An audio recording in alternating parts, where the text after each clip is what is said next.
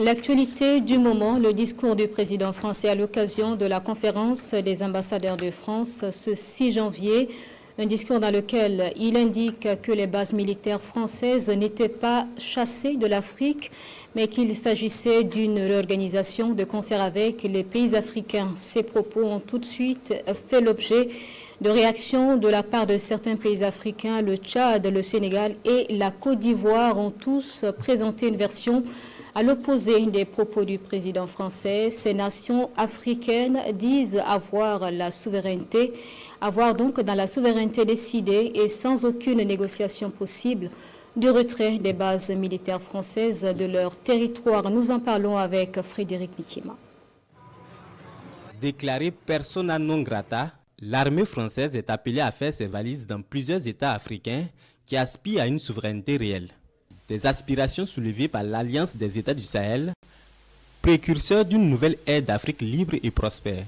Près de 2 ans après avoir été chassés du Burkina Faso, du Mali et du Niger, des voix s'élèvent au Sénégal, au Tchad et même en Côte d'Ivoire pour dire non à une présence de bases militaires françaises en Afrique. Face à une hégémonie française en effondrement en Afrique, des Français s'interrogent, et le premier des Français d'ailleurs, à l'occasion de la conférence des ambassadeurs de France, ce 6 janvier 2025. La première question que se pose beaucoup, qu'on se pose parfois à lire les chroniques et l'esprit de défaite ambiant, la France a-t-elle toujours les moyens de sa politique? Oui. Nos choix le sont tout autant, et les atouts qui sont les nôtres demeurent. Non, la France n'est pas en recul en Afrique. Elle est simplement lucide, elle se réorganise. Je dis ça parce que quand je lis une bonne partie de notre presse et beaucoup de commentaires, les gens, en regardant avec les lunettes d'hier, disent c'est terrible, l'Afrique, on est en train de disparaître. Non, on a choisi de bouger en Afrique. On a choisi de bouger parce qu'il fallait bouger. Devant des diplomates français de haut rang, Emmanuel Macron tente donc la carte de l'assurance. Pour le président français, la France n'est pas en chute libre en Afrique. Elle expérimente un partenariat de sécurité nouveau sur le continent. Et donc nous avons proposé aux chefs d'État africains de réorganiser notre présence. Comme on est très poli, on leur a laissé la primauté de l'annonce. Mais vous ne vous trompez pas, c'est nous qui l'avons... Et parfois il a fallu les pousser. Mais pas parce qu'on est poli et correct et qu'on se réorganise nous-mêmes qu'il faudrait que ce soit retourné contre nous en disant ils sont chassés d'Afrique. Je peux vous dire que dans bien de ces pays, on ne voulait pas enlever l'armée française ou même la réorganiser. Mais on l'a assumé ensemble. C'est ça le partenariat. Un argumentaire qui n'est pas du goût de Dakar et de N'Djamena, qui ont récemment souhaité la levée des bases militaires françaises. Depuis son compte Facebook, le Premier ministre sénégalais se veut ferme. Aucune discussion ou négociation n'a eu lieu à ce jour entre la France et le Sénégal. Selon Ousmane Sonko, cette décision de Dakar découle de la volonté du Sénégal en tant qu'État libre et souverain.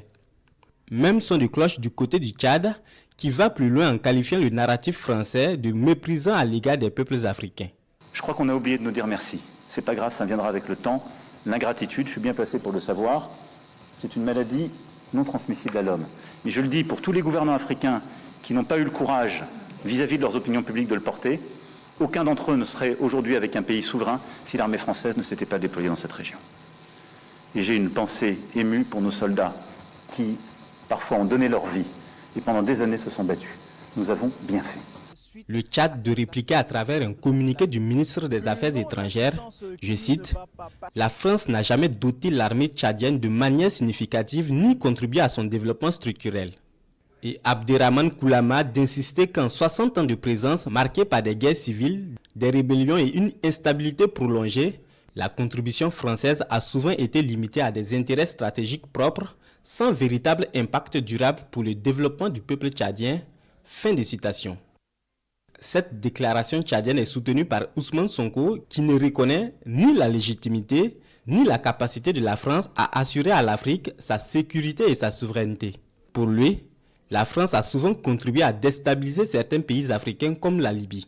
Cela tout en rappelant l'apport combien important des peuples africains pour la survie de la France lors de la Deuxième Guerre mondiale. Au même moment, Paris se tourne vers une nouvelle stratégie en Afrique.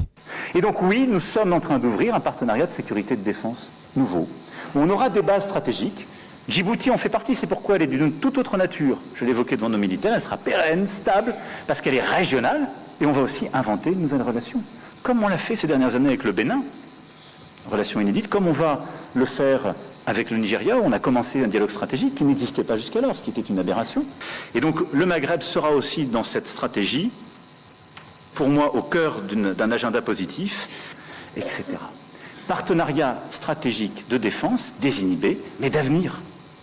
Et au-delà de ça, le continent africain, c'est un continent de croissance. Et là-dessus, nous sommes trop frileux. L'Afrique, un continent d'opportunités dans bien de domaines auxquels la France compte bien rester attachée pendant longtemps. N'est-ce pas le moment pour les pays africains de s'unir pour une souveraineté réelle des peuples? La question reste posée.